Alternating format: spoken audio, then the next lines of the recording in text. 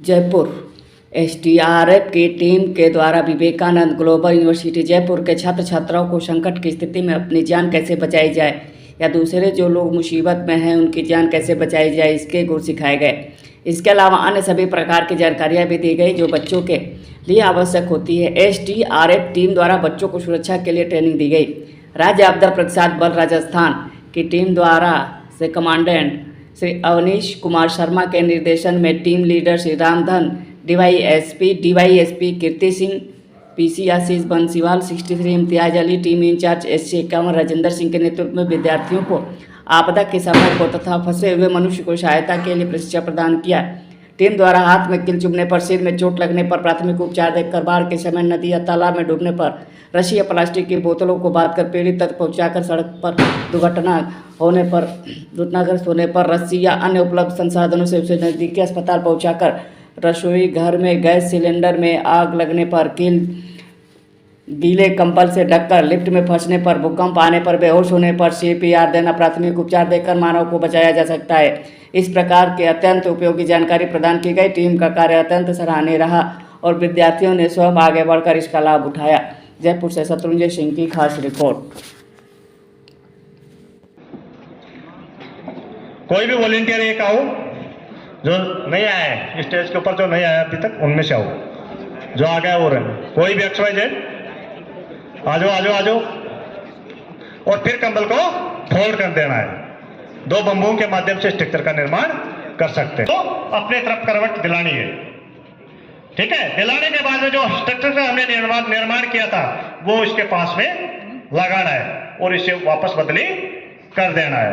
इसमें लगा देना है, लगा दिया। अब एम्बुलेंस खड़ी है मान लीजिए पास में, हमें इसके उसमें बैठाना है या लिटाना है, तो हमें क्या करना है? 2 व्यक्ति आगे से पकड़ेंगे, 2 पीछे से पकड़ेंगे।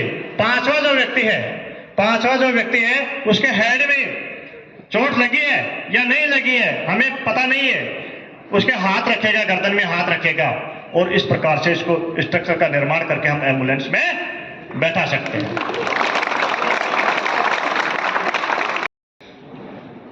लेट दो। तरीका वही है लिटाने का ना, उसका एक हाथ ऊपर करना है, करवट दिलानी है, फिर वो स्ट्रक्चर हमें लगाना है। वही 4 आदमी आगे पीछे से उठाएंगे। 5वां जो व्यक्ति है वो उसके हेड में हाथ रखेगा, उसके गर्दन में हाथ रखेगा। क्या पता इसके कहीं गर्दन में चोट लगी हो, उसको हमें सेव रखना है और उसको एम्बुलेंस में लेटा देंगे, बैठा देंगे। कर लोगे ना, क्योंकि आप समाज से जुड़े हुए व्यक्ति हो। लेटा लेंगे, एक दूसरे की मदद की आवश्यकता होती है। अकेला व्यक्ति कुछ नहीं कर सकता। आपने देखा होगा बीचों बीच, उसके बाद में लेफ्ट हैंड उसके ऊपर रखना है, सवार करना है और अंदर की तरफ धीरे धीरे पुश करना है। ऐसे बार बार पुश करना है। ये क्या करेगा? हम ऐसे बार बार ऐसे प्रयास करेंगे तो क्या करेगा? इसके उल्टी होगी या खांसी होगी। खांसी के माध्यम से जो वस्तु इसने निकली वो बाहर फेंकने का प्रयास करेगा या निकल जाएगी। अब इसमें क्या होता है, हम बार बार ऐसे करते हैं तो व्यक्ति अनकॉन्शियस हो जाता है, बेहोश हो जाता है। तो क्या करना है? तब भी हमें उसे संभालना है। हमें जहां सीढ़ियां अपनी हैं, सीढ़ियों की तरफ इस चाल में धीरे धीरे बाहर निकलना है। आपने सुना होगा कि 2008 के अंदर चामुंडा माता में एक बम की अफवाह फैल गई थी। थर्ड डे है, फर्स्ट डे आपका ओरिएंटेशन हुआ, पोस्टर मेकिंग कंपटीशन हुआ, सेकंड डे आपने जयपुर फूड विजिट किया। इसी सीरीज़ में आज आपका जो वर्कशॉप है SDRF टीम के साथ में है। आपदा प्रबंधन किस तरीके से किया जाता है, एडवर्स कंडीशन कभी भी किसी भी तरह की किसी के सामने आ जाए तो किस तरीके से आप हैंडल कर पाएँ। सीखते तो हम सभी हैं, लेकिन इम्प्लीमेंट कितना कर पाते हैं। अभी मैं स्वागत करता हूं और सभी वॉलंटियर्स का भी। एक बार सभी आज के प्रोग्राम की जो हम शुरुआत कर रहे हैं, तो शुरुआत में हम NSS क्लैप करवाते हैं। NSS clap goes to.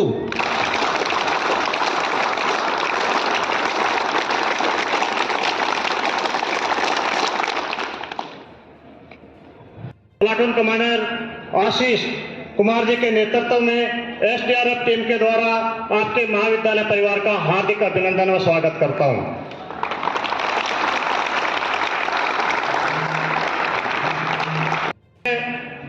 आदर्श गुरुजनों, प्यारे विद्यार्थियों, नौजवान साथियों, जैसा आप सभी को विदित है, आप सभी को ज्ञात है कि आपके महाविद्यालय के प्रांगण में एक एसडीआरएफ द्वारा एक आपदा प्रबंधन के ऊपर व्याख्यान में डेमो प्रदर्शन आपको करके दिखाया जाएगा कि किस प्रकार से छोटे छोटे जो डिजास्टर होते हैं उनसे हम एक बड़ा हादसा होने से, जान माल की हानि होने से कैसे बच सकते हैं। पर एसडीआरएफ 2 प्रकार की एजेंसियां तैयार की गई, 2 प्रकार के डिपार्टमेंट खड़े किए गए।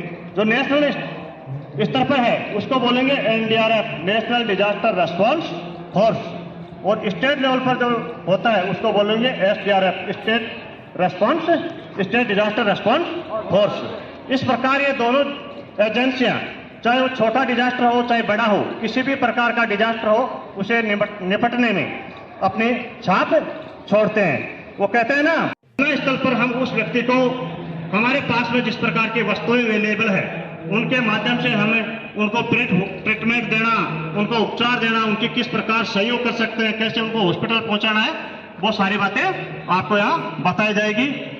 आती सभी को है, लेकिन कई क्या है कि उनका हमें तरीका नहीं मालूम कि कैसे क्या करना है, वजह से बेहोश है। तो फिजिकल असेसमेंट करने के लिए मैंने बताया एडल्ट व्यक्ति के अंदर पैरोटिक पल्स है, लेकिन अगर चाइल्ड है तो चाइल्ड में हमें एक एल्बो के पास में ब्रेकली पल्स आती है, ब्रेकली पल्स, जिसको अपना प्रेशर पॉइंट बोलते हैं ना ब्लड का, वहां उसको चेक करेंगे।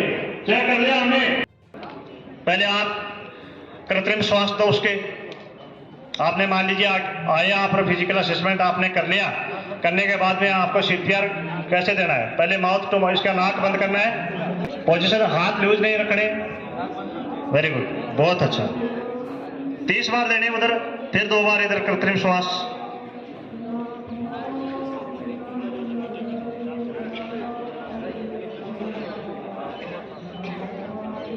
तो इस प्रकार से एडल्ट व्यक्ति में अगर हम सीपीआर दे दें तो उसकी जान बचा सकते हैं। ऐसे बिल्कुल सख्त होने चाहिए, टाइट रखने, एल्बो से फोल्ड नहीं करने हैं, और हमें 30 बार कंप्रेशन देने हैं। कितनी बार? 30 बार। और एडल्ट व्यक्ति का जो चेस्ट का जो कंप्रेशन है, जो दबाव है, वो 4 से 5 सेंटीमीटर का हमें देना है। ये देना है जैसे 4 से 5 सेंटीमीटर तक इसका जो चेस्ट है वो नीचे दब रहा है, ऐसे दबाना है।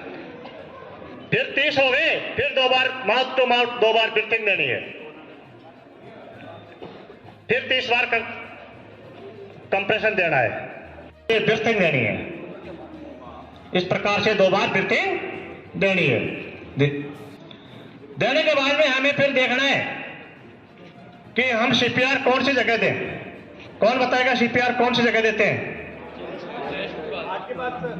हार्ट के पास है, यहाँ इधर, ठीक है, बीचों बीच, वेरी गुड, जोरदार क्लैपिंग, उन्होंने ठीक बताने का प्रयास किया, वेरी गुड, बहुत अच्छा।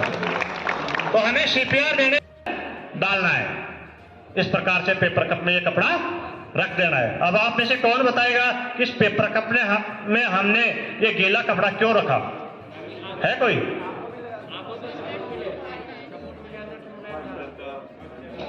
तो हमें क्या करना है, पेपर कप में वो आंख डालना है, साथ ही हमें जो दूसरे हमारी आंख है जो आई है उसको भी बंद करना है। क्यों करना है? कि जो हमारी आंख की जो रेटिना है वो दोनों एक साथ मूवमेंट करती है। तो अगर